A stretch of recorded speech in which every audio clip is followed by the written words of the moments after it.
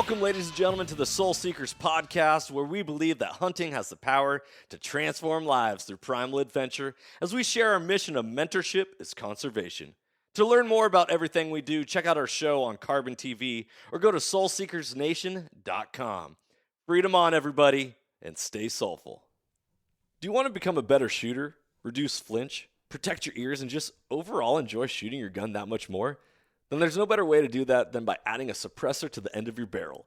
Be sure to check out Huxwrx Safety Co, as they are a leader in the suppressor world with their OSS Flow-Through Technology, virtually eliminating blowback and toxic gas that can affect weapon system performance and shooter health. To find out more about Huxwrx, go to huxwrx.com. That's huxwrx.com, and go get yourself a suppressor for your upcoming hunts. This podcast is also proudly brought to you by OnX Hunt. When I first got into hunting, I kept hearing all about public land and different access and how to find different locations to hunt. I was like, well, how are people even identifying all this stuff? Well, sure enough, I came across the number one hunting GPS app, and that is OnX Hunt. If you guys want to get better at hunting and go deeper into your scouting, OnX Hunt is the number one GPS app for that. Join the millions of hunters who trust OnX Hunt to find more game, discover new access, and hunt smarter. It was a game changer for me, and I know it's going to be a game changer for you if you've never used it. If you have used it, you know the power that it holds. Guys, I really hope you enjoy this episode. If you want to know more about OnX, go to onxmaps.com/hunt. And check out their app. Be blessed, freedom on, and stay soulful. Ladies and gentlemen, welcome back to another episode of the Soul Seekers podcast. I'm your host, Johnny Mack, and tonight I am sipping a nice glass of bourbon as I get to join in cheers with a fellow warrior in the mountains, somebody who has been a guest on this podcast before, but we probably caught him when he was, 19 years old. I don't know even how old Caleb is, but Caleb Stillians from Rise Up, he is a Alaska guide, an all-around amazing individual, and someone who truly lives an inspired life and is looking to inspire others, because as we know through this podcast and what we say is that inspired people inspire people. And so there's no better way to light a fire in somebody else than making sure that your fire is constantly stoked and burning and going full steam ahead. So without further ado, my man, Caleb, what's happening, brother? Hey, just here at the office, excited to be on here tonight. It's not a mini. People got to realize what a gift it is to sit there and record a podcast, because people can listen that to years and years to come. So the fact that I can sit in this chair and film this with you is such a great opportunity. So thank you for having me, and thank you for all the poor people that are about to listen to me talk for a while. Yeah, podcasting is pretty phenomenal because it never goes void, right? It's until the internet is removed and taken down or destroyed in any means, these episodes are always out there for people to find. You know, I haven't really experienced it in the age of technology yet, where someone who I know firsthand who has left me a voicemail has died or passed away. But when you go back and you listen to their voice, you're like, oh, wow, they were so impactful to me. However, I see like Facebook pages of people that have passed away, and it's like, oh, their legacy is still living on this Facebook wall. It's just very odd. And so when you're talking about being able to go back to these podcasts years after years and time after time, it really, people forget that. Everything we do is a ripple effect, and it resonates throughout a lifetime and beyond. It's not just like right here on a Thursday night, you and I recording at 8:30 being like, so what's happening, brother? Like this is going to last for, in theory, in generations. Absolutely, and it goes both ways, because something I've been playing around with my head is how do I want to conduct myself like across all settings, because the good that you do is going to be rippled, and the actions that you do that you're not quite proud of also has a ripple effect in some way. So it's like really understanding that everything that you do is going to impact someone in some capacity. So make sure you don't do the things that you don't want associated with you. And that's something that I've been thinking through a lot. Like, oh, I did this podcast and I said, not that the F word's bad, but I said the F word 15 times. Well, when one day my kids hop on here and listen to these different things and say they 10, do I want them to hear their future dad to say the dad to say the F-bomb 15? It's like, really understand, not that that's bad I don't think cussing's necessarily bad, but really figure out what you want to be known for, because especially when we do stuff like this, it's going to be around. Yeah. What are you going to hang your hat on? Right. And reputation always precedes you. My father, he always told me, you only get one first impression. Make it count. You only get one first impression for somebody to get to know you, and then they are going to form judgments and opinions based off of how they interact with you. What type of impact do you want to leave on their lives? What type of footprint, mark, all that. So very, very poignant. Brother, you and I just got reunited this last Friday at the Dallas Safari Club convention. That was awesome getting to see you, give you a hug, rising up with you. Heck yeah, that was good. We met at the Nozzle booth, and you got a strong handshake. It's nice when you get to shake someone's hand for the first time, and it's like, okay, that's what I thought it was. But so you know how it is. Sometimes you shake someone's hand, and you're like, that was kind of soft. Like, oh yeah, what's going on? Yeah, like, come on, man. Being a middle school phys ed teacher for 16 years, I took it upon myself to actually teach kids how to shake hands. It's a handshake for the longest time is, and I believe still, or was, and I believe still is, a form of a actual contract. You can shake a hand and have it be a legal binding contract. Well, so when you shake someone's hand, it means something. You look them in the eye, you meet the webbing of the thumbs, and you let them know that you mean business, right? Squeeze it, not to hurt, not to intimidate, but to let them know that you're like a tree. You're not going to waver in the wind. Like you're a force to be reckoned with. So I'm glad you picked up on that. And good on you for teaching kids that, because the eye contact and knowing those things that used to be basic and taught from generation to generation is not quite there anymore for whatever reasons, I don't know. But if you all listen to this and you have kids, teach them that. A lot of my people that I hunt with that come up and, hey, let's go hunt a brown bear, let's go hunt a dog sheep. Pretty much all of them, except for a couple sergeants, are business people. And communication skills is the biggest thing. Communication skills, loyalty, and doing the right thing when no one's looking.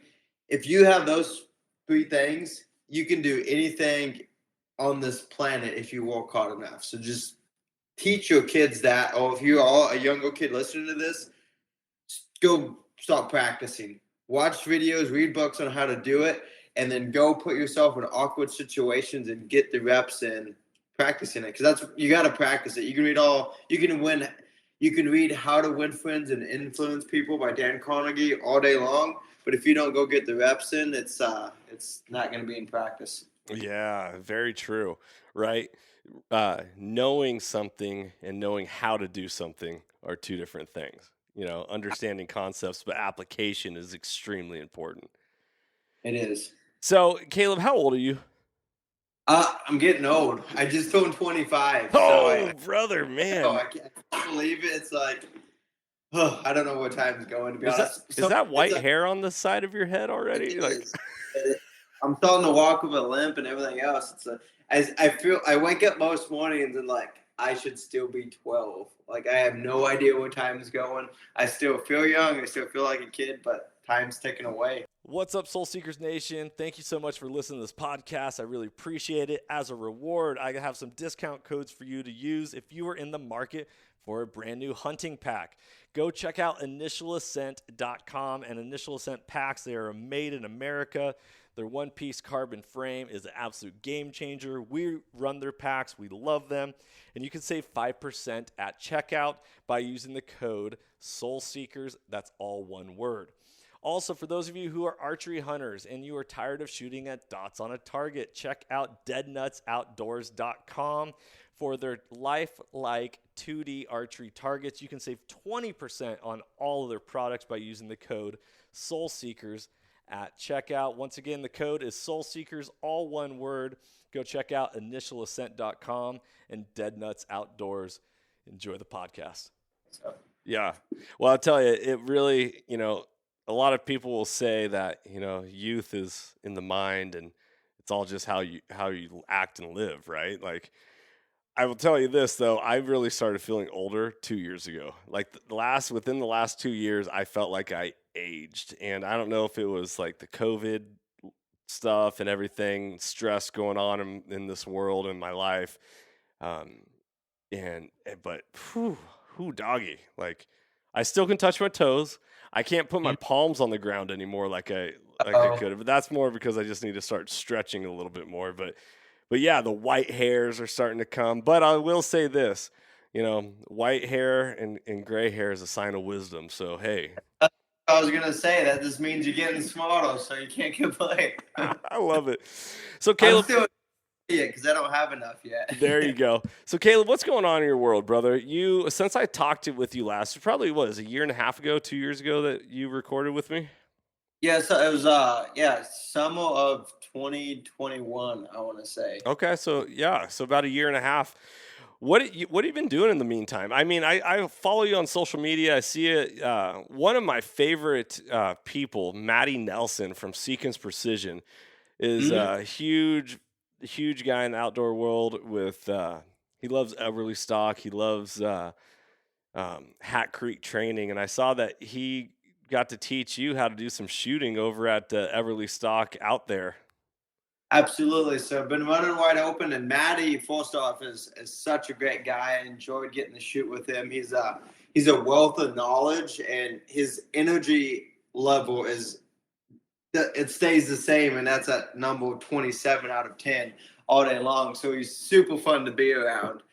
Since we're on the topic out there, it's an event that Everly Stock puts on. In the lower 48, it's in the middle of nowhere. To me, I'm like, wait, we drove to this, so it's not that much in the middle of nowhere because of what I do in Alaska. So, that was kind of a funny thing because everyone's like, man, I've never been this far out in the middle of nowhere. I'm like, we can walk out of here and not have to walk through any brush. But that being said, it's an awesome event. It's way out there in the middle of nowhere for the lower 48, and they had some fantastic people come in and do some great shooting. There was long range shooting, carbine shooting, pistol shooting, like any type of shooting that you wanted to do. They had some phenomenal people out there and tearing up some stuff that weekend. So that was good. I love it. All right, brother. So tell us about some stories, man. Take us to Alaska with you right now. Since I recorded with you a year and a half ago, what type of adventures have you experienced? Oh, there's been a lot of them. So I'll start off with one. So this past fall, Glenn came up, did a hunt, got that one done. Is that Glenn Everly? Yeah. There you go. So fantastic hunt. I'm not going to go into too much detail on that because we filmed it all and they're going to release the film. It's going to be epic. So once it's out, I think they're going to release it on YouTube in 2 weeks or so. Go check it out. But so I'll fast forward another hunt, and then I get to Kip Fallow's hunt, which he's an awesome individual. So we are at base camp. I meet Kip. Kip is 150 pounds probably, but he's in shape. He's really lean, can move around fast. So that's always a positive as a guide. Hey, I got someone that can actually get it up and go somewhere.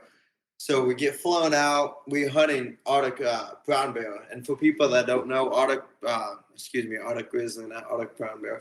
Arctic grizzly is the smallest, quote unquote, grizzlies in Alaska because they exist so far north.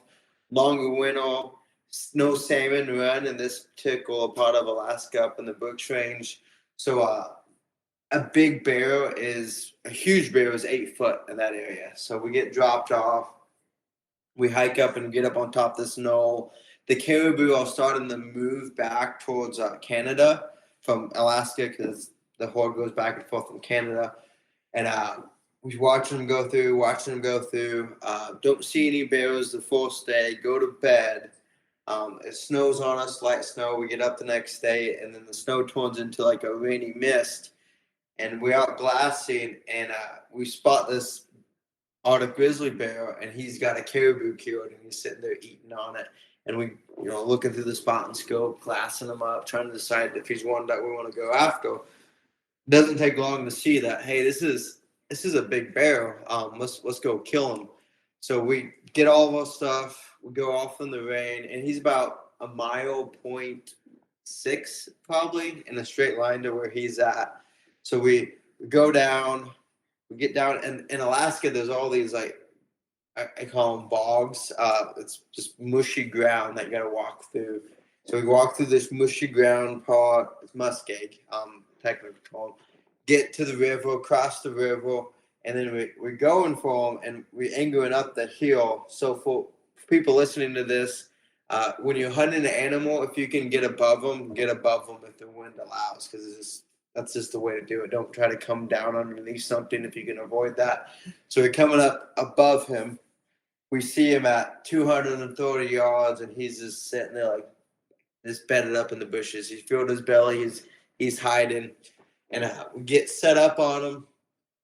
Kip smokes him, phenomenal shot. He rolls over. He's dead. It was a 8-foot bear for up there. It was huge, beautiful bear. We get it back. Right before dark. We just go to bed. That next morning, we get up and we see these caribou coming over the ridge line, another horde of them, and there's one big one. So we're like, should we? And I'm like, Kip, you're already out here. You might as well spend an extra $5,000 to go shoot this boo. So you're like, yeah, let's go do it. So instead of being over here, we got to go up, down. And this spot has two water systems kind of flowing in, and way up here in the middle. So instead of crossing the water system on the left, we got to go and cross this water system on the right. We go through all these bushes, cross down, come up, and then we walk on our way, and the caribou are moving in and out. There's probably about 150 of them, so like making sure that we get on the right caribou is important. Again, we go up, take the high ground because it's easier to see down than it is to see up in most cases. So we're going up, and we get up on this caribou, and we think he's up ahead of us a little bit. But we look down, and he ends up being, I think it was 80 yards right underneath us. Again, Kip's got a 338 Win Mag, gets on him, bumps him, he rolls over and dead. So in 2 days' time, we left with a big grizzly and a big caribou, and it just happened just like that. It was nonstop. Like, get up, kill one, get it back, get up, get the caribou, and get it back. And that was a fast hunt, but a lot of excitement. It's kind of interesting. And how many days were you guys planning on the hunt? It was a 10-day hunt plan. So if you start to think about, like, how do you want a hunt to go, right? We all have these glorious visions of, like, just sweating it out, or maybe some people just want to slam dunk or a layup, right? Some people just want to, like, I want to make sure I get my animal, and then we'll go from there. Or so you have a 10-day hunt scheduled. You shoot 2 animals in the first 2 days. Then what are you doing the rest of the time? Well, so it worked out really well. Kip's an awesome guy. He wanted to get back to his wife because there was some family stuff that he's like, I'm ready to get back to that came up. So we all flew back to base camp. Kip flew out, and then I got flown. I wanted to do my own solo hunt because that was my last guy I had to take out hunting. So the outfitter picked me up in his plane and flew me about, I don't know how it is in the crow flies. What's this? Roughly about 120 miles on the other side of the mountain range. And then I went hunting solo by myself after that. So it worked out. He tagged out, was ready to go home, and then I got dropped off on my own hunt. So, it's kind of funny how I believe in God. So I think God makes things work out for the best in most cases. And Kip's wife, without getting into the details, someone in her extended family was having health issues. So him tagging, and he didn't know that beforehand. So him tagging out super quick allowed him to get back to his family in that time of need. But if we would have drug it out, then he wouldn't have enjoyed that. He probably would end up leaving anyways. So it's just cool how that happened that fast, and he could go back and be with his family, and I could go do my own hunt. So. There's never any coincidences in life. Everything happens for a reason. Everything. Last night, I actually was supposed to be a guest on a podcast, and I have not been feeling that well this week, and so I ended up going back and forth. It's like, man, I would like to be a guest on this guy's show. I don't like canceling on people, but also you want to show up in your best performance, right?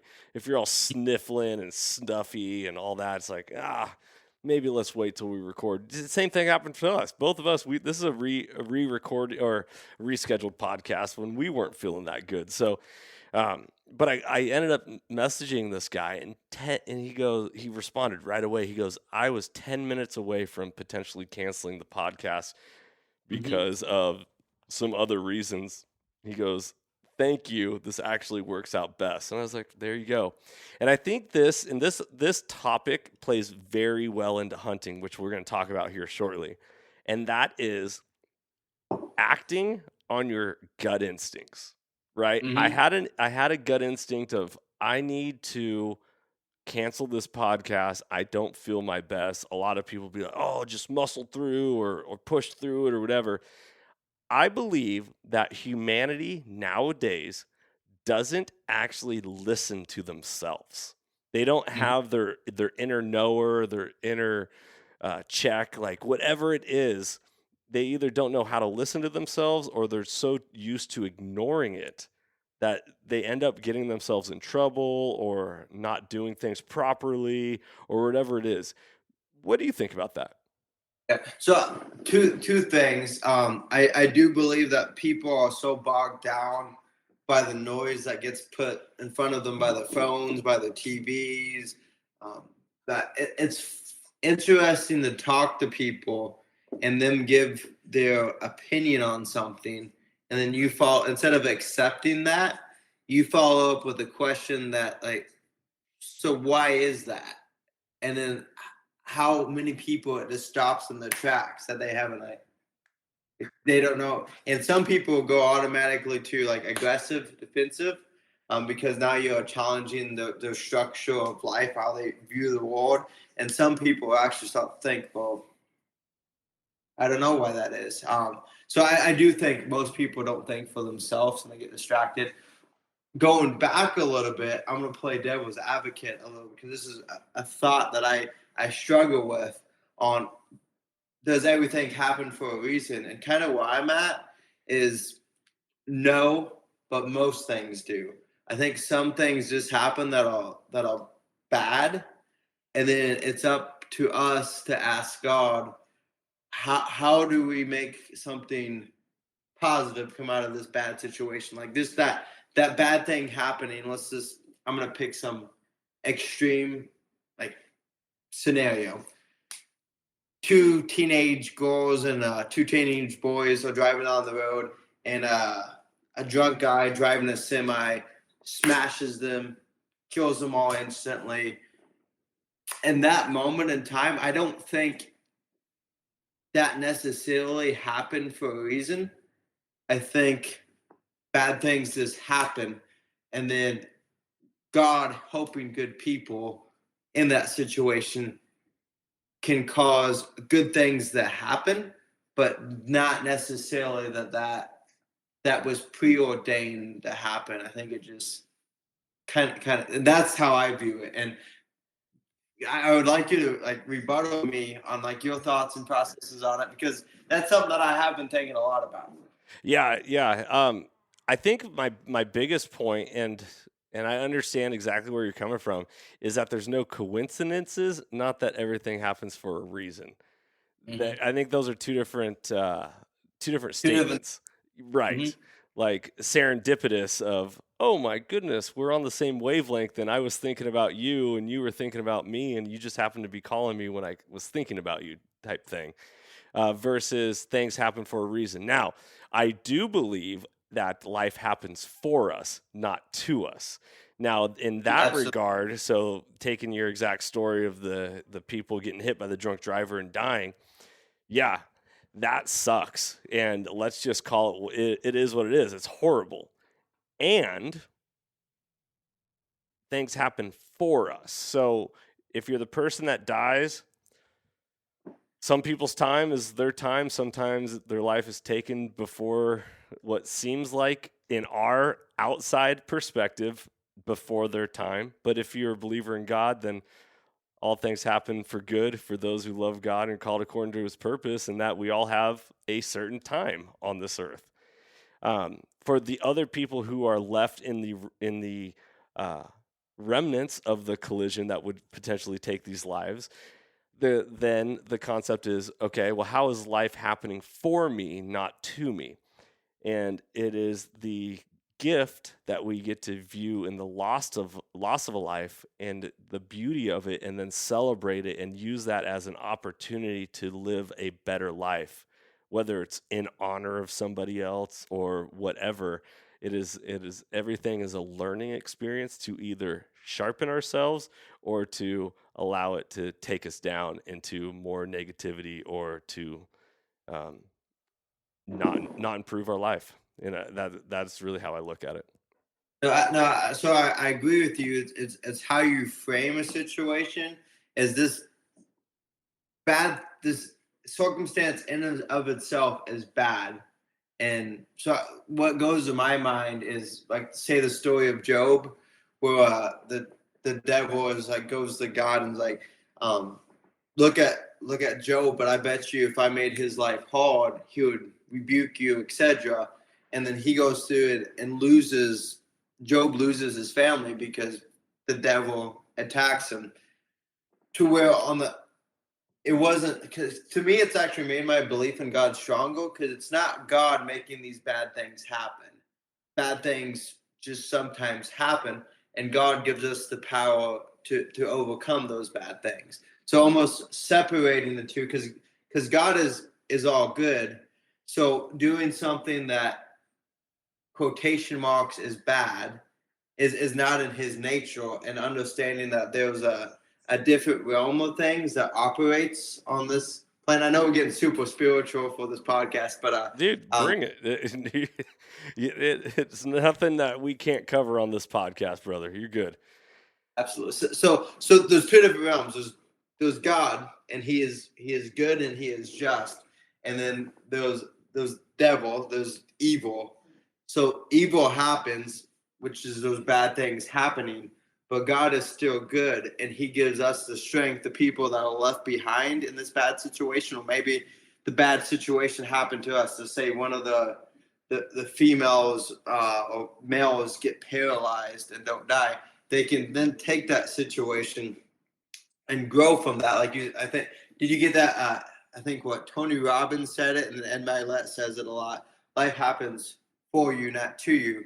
You can take that circumstance and make you stronger, so you can impact other people. So it's almost, that's how I've come to look at it, is that there's separations, that sometimes bad things happen, and it wasn't God causing them to happen. He allowed them to happen, but that circumstance didn't happen for a reason. It wasn't like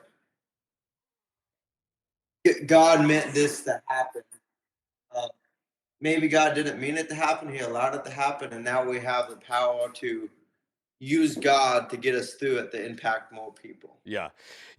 So kind of bringing this all together, and we could hash this out for a long time, and I'm happy to, but I do want to say this is, it all comes down to ownership, right?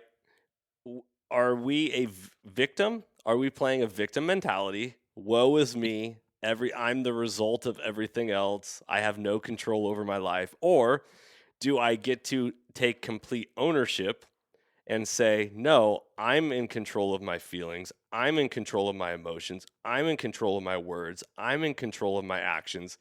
I'm in control of my thoughts. and then apply it to our lives.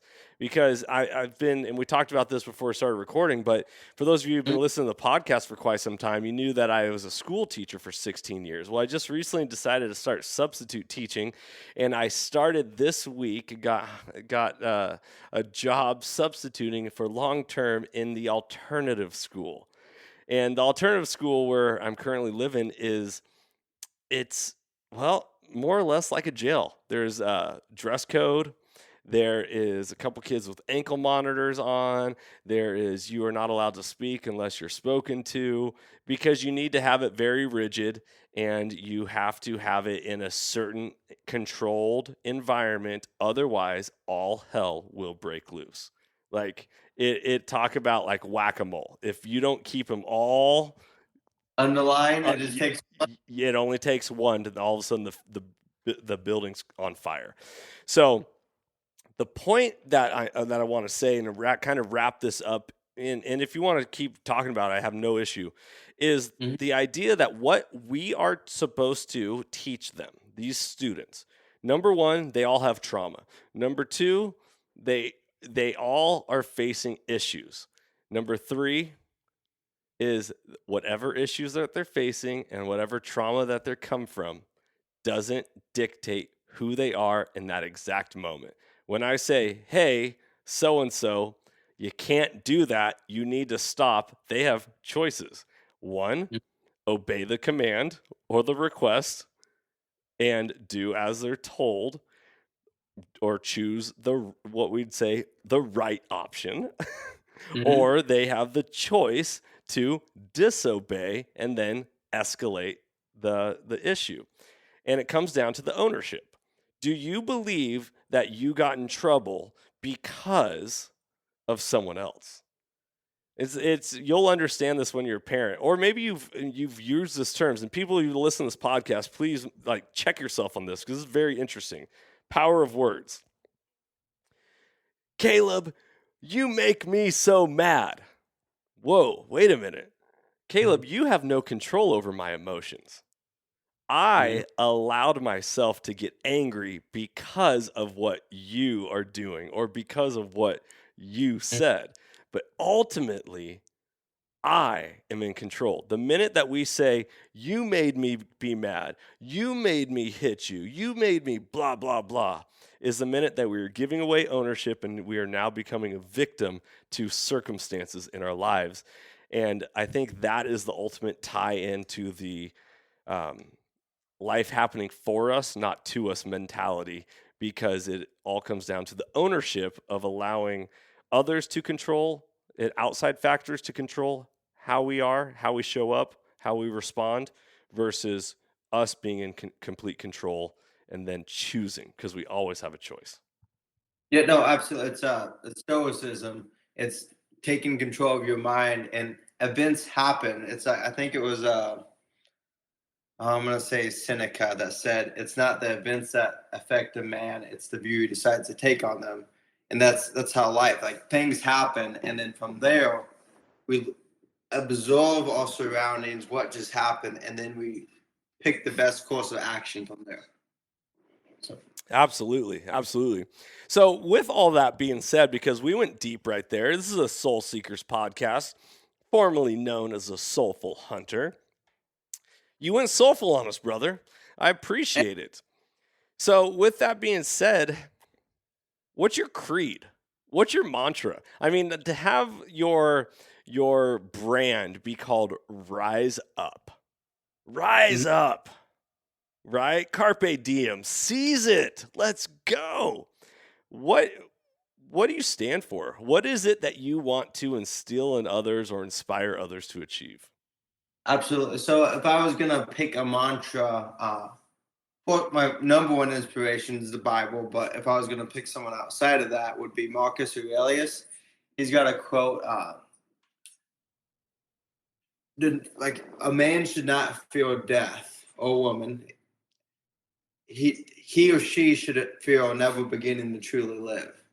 So you can go through life afraid of putting yourself out there, afraid of doing the right thing because it might make people notice you that you don't want them to notice you. and then you start living a lie. Or you can like, no, I'm not going to live a lie. I'm going to live true to myself. I'm going to take ownership, and I'm going to do the things that I know that are right by myself, by God, and by others. And so I would say that is what, in essence, what I want to leave behind and what I want to be known for is, and I want other people to do the same, is we will not accept a lie. If we have a different thought than someone, we will express it in a respectful way, so then we both can move forward together instead of staying in a suboptimal state. Yeah, so just rise up, be your best self, because we only get one shot in life, like on this planet. I mean, I don't want to screw it up, and I hope no one listening to this wants to screw it up. We don't get to hit the redo button. It's not a video game. We better make the most of it. Yeah. It's ironic that you said the reset button, because my episode I just released on Monday was called "Hit the Reset Button." Yeah. Yeah, but that was more about reevaluating and centering yourself. Like, here we are in this crazy world. It's like, oh, let's get back to the center and let's reestablish our rudder and say, okay, now this is the direction. This is the heading I want to go. So, and it was so important. Like, that's my hunts. When I get to go out and hunt, I don't, other than taking this guy out and killing this animal, I don't really have any other noise going on in my life. So as a person, someone listening to this, getting out and unplugging. So when you go out on your hunt, try not to take your phone with you, or at least not have it on. There's nothing that drives me more crazy than seeing someone hunting and like on the phone, like playing video games or something like that. It's like, why are we even here at this point in time? So get out there, reset, and dig through your thoughts, like what we were just talking about. Is what you believe actually what you believe, or is this something that someone passed on to you that you, whether it was your phone, parents, etc.? Think about what you think. yeah. Oh man, we're getting deep here. This is deep. Okay. Let me take a breath here, because there's so many different things I want to hit. Number one, your Marcus Aurelius quote, I really love. I am a huge fan of his. I personally prefer the Braveheart version of that, where he's like, all men die, not all men truly live. Uh-huh.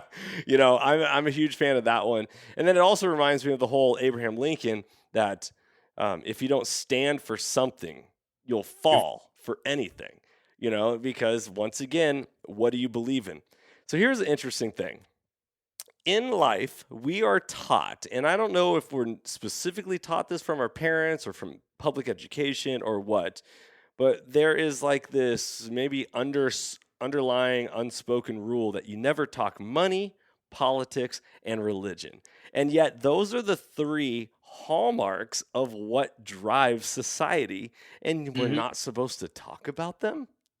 Give me a break. Like, that come from. I rather know where you stand, so then I can make an ownership decision, right? And navigate life the way I want to navigate it, rather than having to play bumper cars with every single person and being like, oh, I don't like this. Oh, I don't like this. Or, it's very interesting. Iron sharpens iron, so you want to bounce ideas off of one another, because then you move forward with a greater understanding of life, because you had two brains together on one subject. Where that came from, if I was going to put a jab at it, I would say probably the Industrial Revolution, because when everyone's got a job inside the factory, I had a quote unquote factory job, not really, but it was working at a nursery when I was freshman year of high school. And you weren't supposed to talk about what you got paid. You weren't supposed to talk about money with any of the other people around you, because then it caused a bunch of like turmoil or drama. And so I'm guessing the money side of things is where that came from.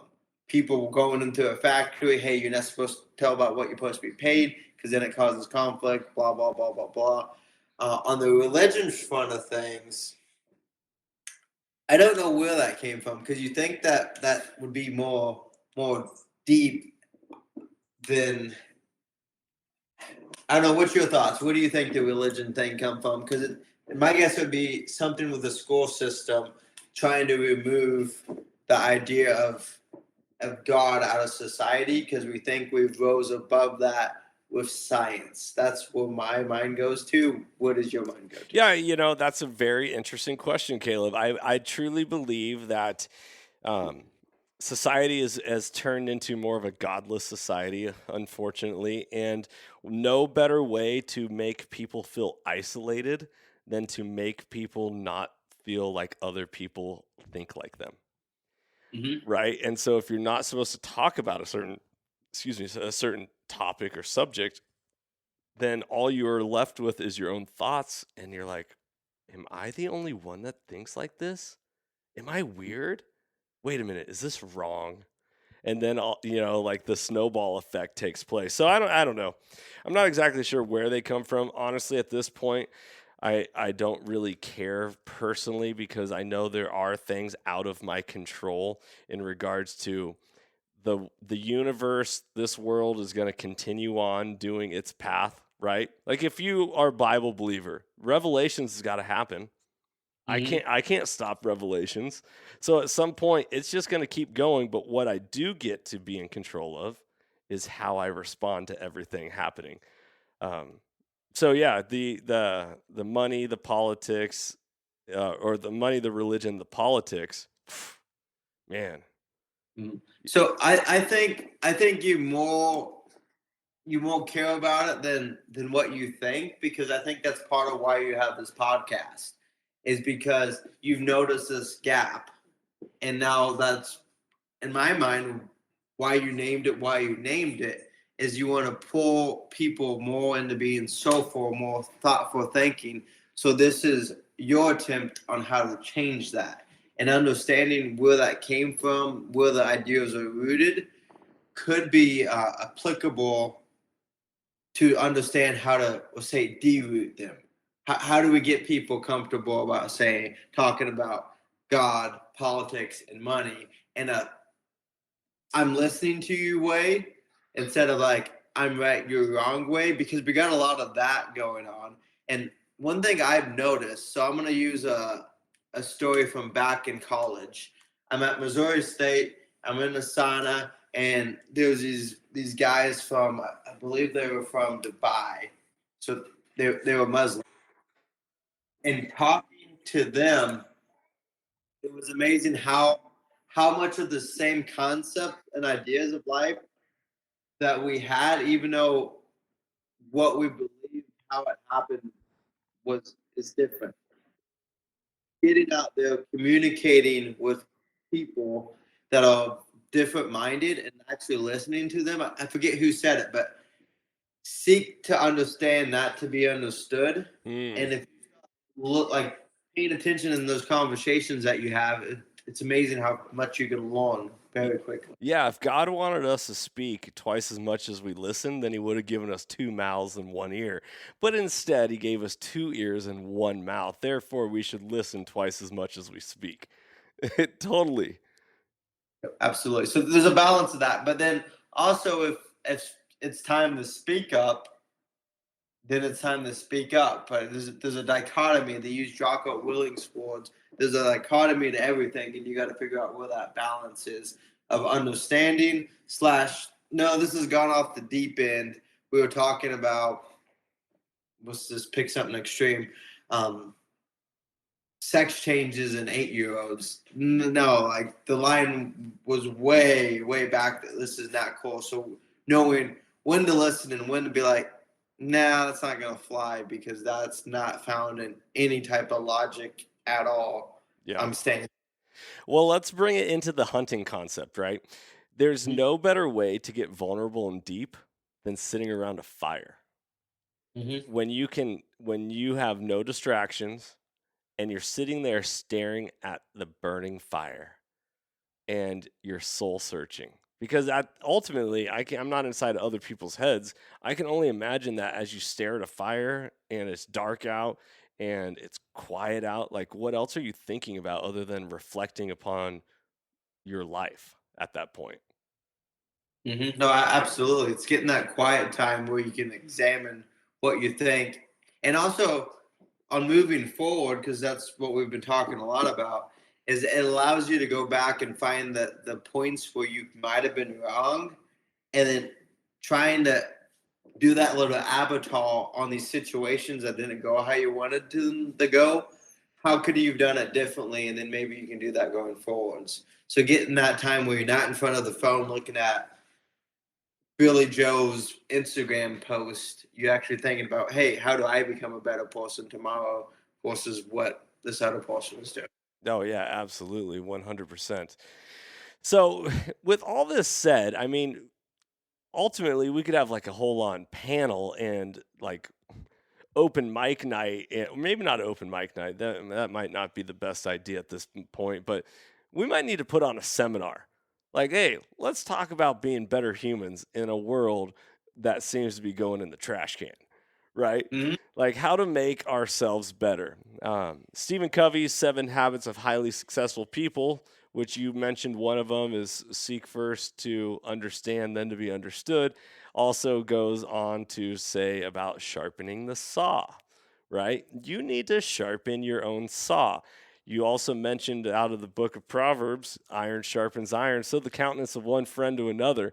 And the purpose of that is that there is discussion, because discussion leads to counsel. It leads to the term chewing the fat. Back in the day, all these sayings that we throw around in modern day society, such as, hey, what are you going to do? I'm just going to chew the fat. The concept is that you got a piece of fat from an animal, piece of gristle, the stuff that takes forever to chew before you can actually swallow it. And you had a discussion, and while you were discussing, you were chewing on it. And Mm-hmm. this discussion continued to last, and it didn't end until more or less people were done actually chewing on it because it took a long time.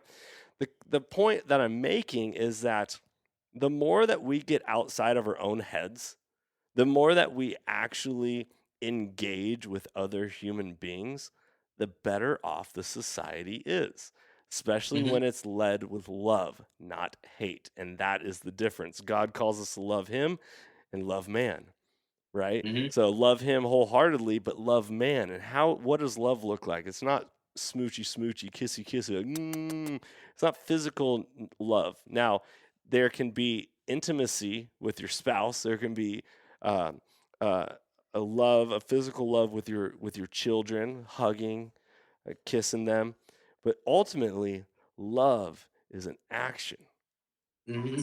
done Well, with. it's like, well, go ahead. Sorry. No, go for it.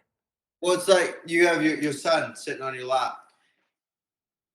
Some people might rationalize love as giving that kid whatever he wants. Well, if you give him candy every day of his life, is that going to be good for him?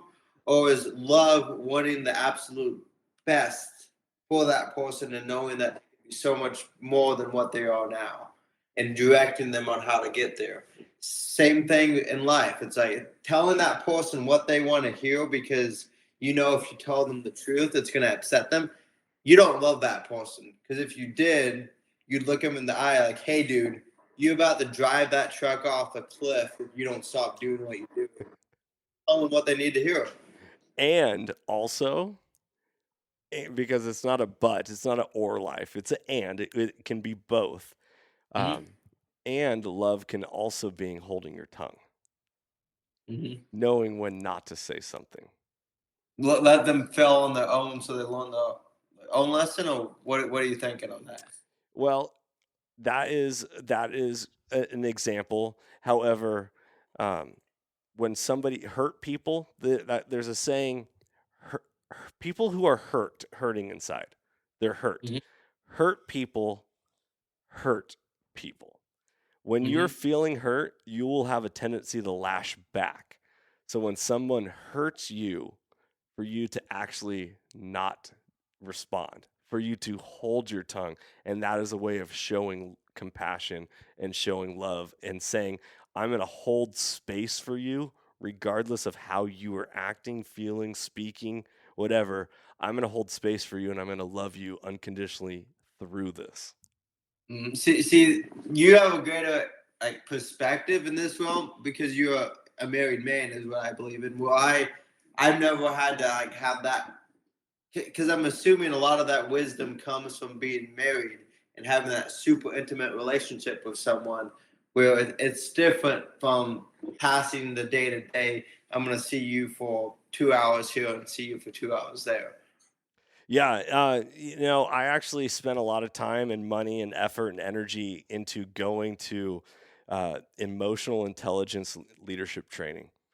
Mm-hmm. Because I believe that that is the foundation of us growing as individuals. And now, not only am I improving myself, I'm also a cycle breaker. I get to break the cycles of bad habits and bad things that have been passed down generationally through my family and the way I was raised and the way I was spoken to and the way I was treated. And I get to say, no more. No more will my children experience what I experienced. No more will my spouse experience what I saw in my household be Mm-hmm. experienced. No more. And we get to be cycle breakers. And it starts with the idea of looking inside towards ourselves and being like, okay, what is it that I like? What is it that I don't like? What is it that's getting positive results? What is it that's getting negative results? And why? Why am I doing this? Why? Mm-hmm. And so when we go through that, it's like, so, you know, when going back to the whole alternative school, I tell a kid what to do. They have two choices: either follow along with what I have them, what I've told them, or they disobey. They make the choice, but regardless of how bad I get cussed out, doesn't mean I'm going to lash back out and cuss back at them. I allow them to expel their energy. It's kind of like shooting an animal, letting it die, right? Hey, we're going to give it some time before we just go in there. Mm-hmm. Let it do its thing, and then when it's ready, then we will close the gap. And I think that's the ultimate analogy right there. Because they're not lashing out at you per se, they're lashing at all the other things that have happened to people that they were angry at, and you are the placeholder for all those things in that moment. And understanding that, you don't take it personally. Yep. It's never personal. Never personal. Um, it is just a reflection of their life. Life is a reflection of our life, right? How we treat people is how we think of ourselves, Ho- Mm-hmm. right? And so, ultimately we hold up a mirror to ourselves each and every day. And then, you know, what is the biggest excuse for talking bad to somebody or treating someone badly? Oh, I'm sorry. I'm having a bad day. Oh, I'm sorry.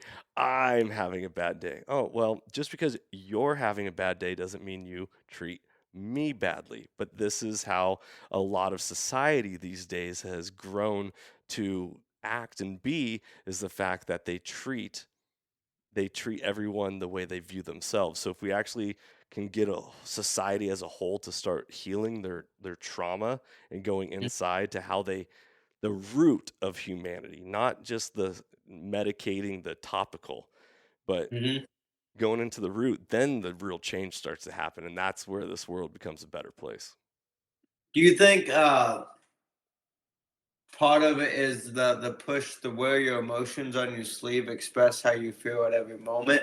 Do you think that's an issue, or do you think it's a step in the right direction, but then people just miss the mark of like, okay, instead of focusing on the emotions on the sleeve, where are those emotions coming from the heart?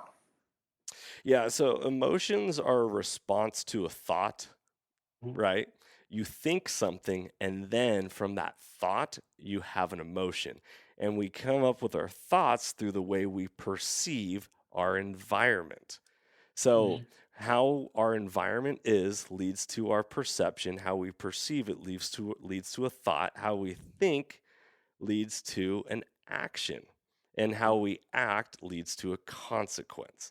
And so, depending on which direction you want to go on that, you can think, well, what type of consequence? Because consequences are neither good nor bad, they are a result of something. So, do we want to have a negative consequence or a positive consequence?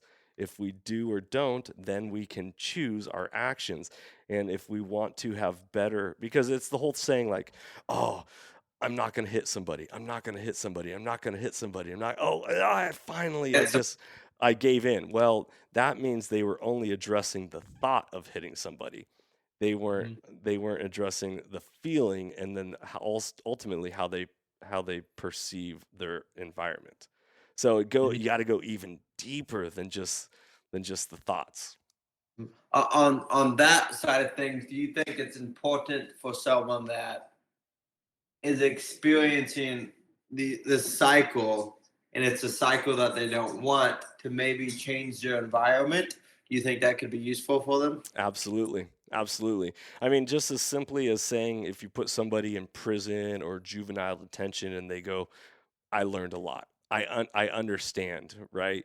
And this is the exact reason why I am so promoting hunting, right? Because everyone will say, "Oh, hunting is no good. You're killing animals." Blah blah blah. It's like everyone has an opinion. Very few people have perspectives. The minute you experience something firsthand is the minute you truly learn, and then you can make informed decisions about your life. Ah, I see. Okay, now I know, right? And so, yes, environment is huge for people. Sometimes your environment, you need a reset. That is why hunting and going into the wilderness is so healing, is so powerful. This is why people need to get out of the cities. They need to get into nature. I truly believe it 100%. Why kids got to get off. Not just kids, humanity needs to get off of screens. I'm not just talking video games, I'm talking screens. Staring Mm-hmm. into a screen of virtual reality when there is life to be lived, right? All men truly live, or all men die, not all men truly live. It's like, what do you want to do? What do you want to be? What do you want to accomplish? And it starts with the mindset um, of what you want. Mm-hmm. Absolutely. And part of training, changing your environment might be getting new friends. Would Mhm. you say? Oh yeah, Yeah. yeah, yeah, Yeah. yeah. What did Mahatma Gandhi say? He said, "Be the change you want to see in the world." Mhm. Don't wait for the change you want to see in the world. Don't wait for someone else to create the change you want to see in the world. Don't wait for someone else to change your environment. You take ownership and you change your environment so that you can be the change you want to see in the world. Everything points back at the ultimate YOU. The middle finger turned around, pointing back. That's why it's a mirror. Everyone likes to think, oh, it's you pointing away. But when you hold that mirror up, that finger's pointing right back at you. And that's the one thing that you have absolute control over. Absolutely. Absolutely. Caleb, I love it, man. You're an amazing individual, someone who I am glad to sharpen my edge with constantly, because this is the type of stuff that I truly believe is missing in society. Men are not vulnerable enough. Like this macho man, I've got to be tough. I got to, it's like, well, you can be tough and you can be an intelligent human being. Um, I'm missing the word right now. Like where you understand what someone else is going through, and like emotional intelligence is more what it is. Yeah, yeah. You can be the whole concept of being well-rounded, right? Being just as good as with a sword as you are with your words. What part of being good with a sword, kind of like what you were saying about knowing when to hold your tongue. Being good with a sword is knowing when not to unsheathe it. So that's a part of it. So if someone is under the thought of I got to be a complete type A personality, it's my way or the highway all the time, you are missing so many opportunities to lead people just by not being willing to sit in the back seat. So you don't always have to be driving the car. Sometimes it's just as important to be in the back seat and direct that person behind the wheel than it is to be the person behind the wheel. Yeah, that's funny you said that. That brings me to I one time was gonna write a book called Hands Off Leadership. Okay? Laissez faire. Laissez faire. That's right. Hands off leadership, the ultimate guide to um, inspiring and leading by example. So funny note is I also have kicked around writing a book, and the title is going to be How to Be a Shark in a Guppy Tank. Ooh, And it's how to be a person, but not take advantage of people and be successful. So it's kind of funny, like the two different titles. You should write that book. I think that would be cool. I would buy it. I would read it. Well, there you go. I appreciate that. I'll have to actually sit down and start typing out my words. Make it happen. Take action, dude. Speaking of taking action, what's it like being a guide in Alaska? It's a lot of fun. So the biggest benefit about it is the meeting the people that I meet and having a lot of experiences in a short amount of time. So like from age 19 to age 24, about 7 months of my life is in a tent, hunting one brown bear to the next, one grizzly bear to the next, moose to the next, all sheep, go.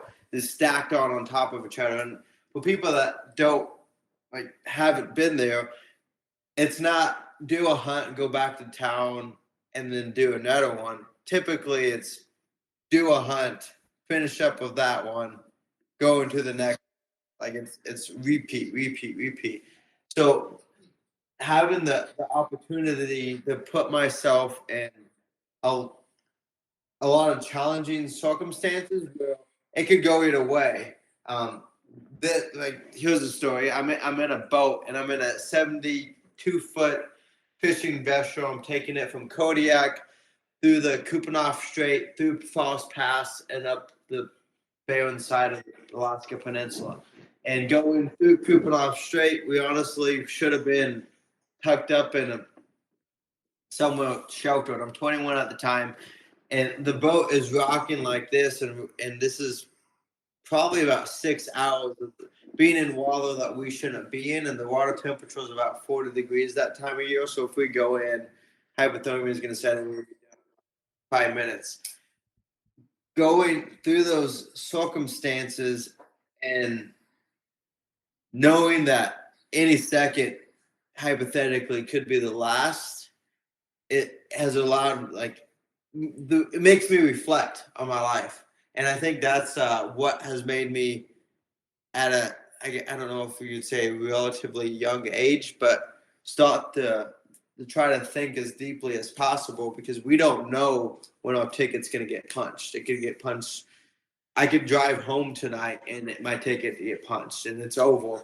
And we're not promised tomorrow. So doing all that we can today is important. So that's the biggest thing about being a guide in Alaska that I've fallen in love with, is being put in all those difficult situations where it's do or die. I have to rely on myself, and then it forces you to reflect that was kind of do or die. I had to track that wounded brown bear in this thicket of alders, and I can only see 5 yards in front of my face, and that bear can sprint 35 miles per hour, and it's 1,200 pounds. You don't know what's going to happen, and knowing that, it forces you to want to figure out as much as you can before. Yeah, I believe that. Okay, here's a question for you. I got actually a kind of a list of off the cuff questions for you, specifically about guiding in Alaska and hunting. Because I believe I have a lot of younger listeners, ironically. Maybe it's because they're former students, or just because maybe my podcast resonates with younger listeners. However, how good of a hunter were you before you were a guide? Like, did you feel like there was a certain quality of how good of a hunter you're supposed to be before you can be a guide? Or was it that you wanted to be a guide and so you just worked towards it? So I would say I was above average, but I wasn't by any means a professional. Being good at something is all about wanting to be good at it. So that started, no one in my family hunts. It was something that I, for whatever reason, wanted to do. And I started hunting at age 11, whitetail in Missouri, and I failed 3 years straight before I finally killed this small doe that wasn't impressive. But it was because I was willing to keep failing and failing and failing and failing. And that has took me throughout my whole life to where I am today. As a hunter, without sounding like an egotistical son of a gun, I don't have it all figured out, but I'm pretty dang good, to be honest. But that being said, I also fail a lot, and I take mental notes, and that's whether you want to be the best financial banker in the world or you want to be the best hunter in the world. You better be willing to fail and fail often because that's what it's going to take. So, on being a guide, for people that don't know, if you want to go become a guide, you got to go find an outfit to work for. You got to work for them for roughly 2 years. And then from there, if he thinks you're ready, he will sign off on your guide's license and you'll become a guide. So it's a hard road, but it's a rewarding road, and I would recommend anybody that's interested to go freaking do it. That's funny that you actually answered what was going to be my next question is how do you end up getting to be a guide? So you said one more time, and correct me if I'm wrong, you said you actually have to go find an outfitter and apply, kind of like be the greenhorn on a crabbing vessel and be like, I'll do all the hard work, teach me the ways, and then you got to apprentice before you can be a journeyman. Yes, yep, absolutely. So it's the Fisher regs is 60 days within 2 seasons under it's called a packer. So you got to go out with a guide under his license and do pretty much whatever he says within reason, and then he signs off. What typically happens is it's hard to get the 60 days in that 2 seasons, so it carries you into a second year, unless if you just go ape wall and you find a guy that trusts you and just he puts you on everything. So a guy, if he's really good at it already, can get it done in a year. Most of the time, it takes 2 years, and then the outfitter will sign off on your license. You go take that paperwork to the state. You got to have I think it's what is it for a non-resident? It's $1,200 or $1,400, and you have to pay that every 2 years to renew your guide's license. As a non-res, if you're a res, it's cheaper. So that's kind of the details that go into it. And if you are curious, you can Google it on AlaskaFishandGame.gov or Alaska Professional Guide Associations. Yeah, professional guide association. That's pretty interesting. I guess that makes a lot more sense, but that's fascinating. Um, Next question. Your first couple years of being the guide, not being the apprentice, but being the person, did you ever feel a sense of fraud? Like, I can't Oh, believe this person's with me and they're paying this much for this animal. I don't feel like I really know what I'm doing. Or did you feel like, dude, I know exactly what I'm doing. I'm the man and I'm not charging enough?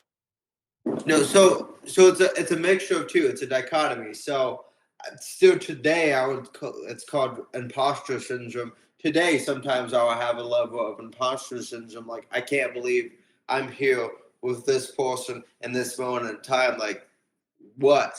And that's self doubt creeping in your mind. And from there, you need to shut that thought off and focus on the things you can control. So absolutely, the first year, most definitely, I had that going on. I still have it going on, but you can't let that dictate your actions, and you still got to do your best job. And anything in life, it's all about critical thinking. You look at the situation, you do your best job, and you make your best decision. And a lot of times it works out well, and sometimes you fall flat on your face. And be honest with people when you fall flat on the face. I I messed this up. Let it rip if you want to, brother. Yeah, so I fucked this up. I am sorry. We won't do it again, and we will keep pushing forward. That if someone that is an actual intelligent human being is going to look you in the eye and respect you more that you had the balls to say that versus trying to cover it up and hide it because they noticed it, especially if you say someone's listening and they want to be a guide. If you go up there and try to guide these successful business people and you try to lie in any way, shape, or form, they're going to notice right off and they won't respect you at all. Be be honest with people. That gets you a long way. Be careful. Like, don't be ignorant in life, but don't ever lie. You can hold your cards, and you don't have to say everything about everything, but never lie, and that will get you in good situations. See? You don't have to share everything. Therefore, hold your tongue. Sheath your sword. Know when to wield it and know when not to. See, there you go, brother. You're on it. I love that. Very important. Very important. Yeah, imposter syndrome, man. In teaching, there was and this didn't really happen so much in physical education, but this happened a lot in health when I was teaching in the health classroom. And, maybe I was teaching reproduction or sex ed or whatever, and a kid would ask a question, and the best response, if I didn't know an answer, was, I don't know, but I will find out the answer and I will make sure I follow up with you. Mm-hmm. And the ironic thing is in like college, they never told us like that was that was not being an imposter. It's not imposter syndrome. That was just being an honest human being, because we're all learning. We're all growing. And so I get why schools doesn't let you collaborate, because you want to get the standard of where they're at. But learning to ask questions from people that are better in these fields than you are. So my mind, if you ask me to be a grammar checker, not a chance. Like, that's not the way my mind works.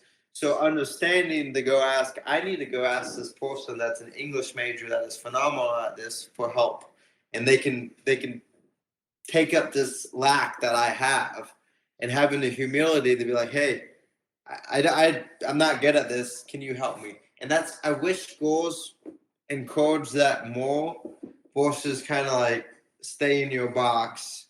It's all on you. And maybe they do, but let's pull together and get through this situation as a class versus here's your homework, go home and do it. Yep, totally. All right, next question. What is the most common caliber that you see people hunting with when they come up and hunt with you? Right now, it's the 300 PRC. People are really all in on 300 PRC. 375 is a good caliber depending on the animal. So we use 375 a lot on bears. So 300 PRC and 375 H&H right now. What is the smallest caliber you would go to Alaska with? Nothing under 301 mag. It's just you need something bigger than a 308. You need the energy, and you don't need the 6.5. It's a 6.5 need more for a reason. You need to have that bigger diameter bullet to transfer that energy into that animal to have that punch. When you shoot a caribou, the caribou is not going to notice the difference. But if you have a grizzly bear charging you and you have to shoot him at 10 yards, it's amazing. The 30 caliber has over the 6.5, so 301 mag. Awesome. Pistol. What do you carry? So I carry the Scout Arms. It's Creighton Green's owner of Scout, phenomenal guy, former Marine Scout sniper. It's the Glock G20, and then I shoot 230 Buffalo Bull through it, hard cast. Nice. You got 15 plus 1, so you got plenty of rounds. I use that for my bear horn, because what happens is when you have an interaction with the bear, you have your rounds on your rifle. Two things: you don't want to empty out the ones that you have underneath that are loaded to ready to rock and roll, and then they're also more expensive. So you use that pistol to scare the bear off, and if he doesn't, then you switch into your rifle, because that's where your power is actually going to be. Or if the bear's on top of you and you don't no longer have your rifle, thank God I haven't had that happen, but then you would switch to your pistol. But this was Okay. Do you ever have anyone come up to Alaska with a 45-70? No, not really. No, I haven't. I've seen some guys use them. It's a really good round, but it's not the best round. You having something that has high velocity, and that if you needed to do follow-up shots on an animal, if they were running away, that you can really dial in is important. And I'm not trying to knock the 45-70. For close range, it's phenomenal, but if you have to reach out and touch something at any extended distance, it's not ideal. It'll do it, but it's not. All right, I love it. Okay, we're gonna wrap up this podcast by me reading something and then you giving me your take on it. Okay, are you ready for this? You might know this. This is a famous speech by one of our most amazing presidents of all time. Okay, Teddy Roosevelt. It's not the man in the arena that counts. It's it's not the critic that counts. It's the man in the arena whose face is marred by sweat and blood. Absolutely, I know that one. That's right, baby. The man in the arena, Theodore Roosevelt, on April 10th, 1910, he said, and this is not the whole speech, by the way, so I really want to encourage all listeners to actually go look up the whole speech because there's a whole lot more in it that is crazy powerful. But the most common and well-known within the speech, actually I have it framed above my dining room table. My kids, my little boys, they read it. It says, it's not the critic who counts, not the man who points out how the strong man stumbles or where the doer of deeds could have done them better. Their credit belongs to the man who is actually in the arena, whose face is marred by dust and sweat and blood, who strives valiantly, who errs, who comes short again and again, because there is no effort without error and shortcoming, but who does actually strive to do the deeds, who knows great enthusiasms, the great devotions, who spends himself in a worthy cause, who at the best knows in the end a triumph of high achievement, and who at the worst, if he fails, at least he fails while daring greatly, so that his place shall never be with those cold and timid souls who neither know victory nor defeat. Absolutely. You obviously know that pretty well. So what's your take on that, brother? I love it. It's words to live by, and it's words written from someone that's lived a long life full of experiences. And I mean, you look. I would say everyone needs to look into Teddy Roosevelt. He did a lot of amazing things in his life, and he also screwed up a lot in his life, and he kept moving forward throughout that. For people that don't know, when he was growing up, he was actually kind of a weakling of a human, and he decided that he was going to change that. And it goes back to everyone's life. No matter where you are standing at today, you can change your situation and who you are if you put in the work behind it. So I love that quote. You mean you're in control of your own life? Oh, absolutely. So you're in control of the choices. You go ahead and move forward. Things will happen that you can't control, but you can control how you respond to them. Beautiful, beautiful. Brother, how can people find you? If you just want to look me up on Instagram, it's Caleb.Stillians. Caleb is spelled with a C. Stillians is spelled Stillians. And then YouTube is now Rise Up with Outfitter Services. And there's hunting films and stuff. I have a camera guy every now and then come out and film a hunt. So it's hopefully you guys enjoy those films. I love it. I love it. All right, guys. I hope you enjoyed this podcast. Thank you so much for tuning in this episode. This was not your typical hunting episode today as we dove deep into money, politics, religion, ownership, and self-reflection. Remember that life happens for you, not to you, and that we are always in ultimate control of our choices, actions, and words. Be blessed, everybody. Thank you so much for tuning in this episode. If you liked it, share, subscribe, give it a thumbs up, all that stuff. Talk about it on social media, promote it. It helps the podcast. It helps our sponsors. It helps our guests. And above all, the goal is to make an impact in this world. Remember that mentorship is conservation and hunting has the power to transform lives through primal adventure. I'm Johnny Mack, everybody. You can never outgive good. Freedom on and stay soulful. If you enjoyed today's podcast and want to support the show, you can always like, share, subscribe, and leave a rating as it helps us share our mission of mentorship is conservation. Thank you so much for tuning in and being a part of Soul Seekers Nation as we transform lives through primal adventure. If you want to get more connected with the podcast, check out the Soul Seekers Nation Facebook group as I look forward to connecting with you on the next episode. So stay tuned and stay soulful.